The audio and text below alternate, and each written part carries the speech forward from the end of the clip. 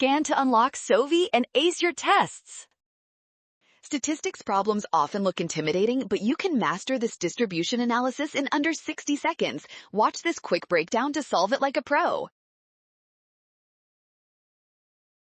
Look at the frequency table. Most values cluster at 5, 6, and 7. Since the tail extends toward the smaller numbers on the left, the distribution is skewed to the left. With 25 students, the median is the 13th value. Counting frequencies, 1 plus 1 plus 0 plus 2 plus 4 equals 8. Adding the 11 students at 5 hits 13. We found the distribution is skewed to the left and the median is 5. Comparing this to our choices, option B is the only one that matches both our findings.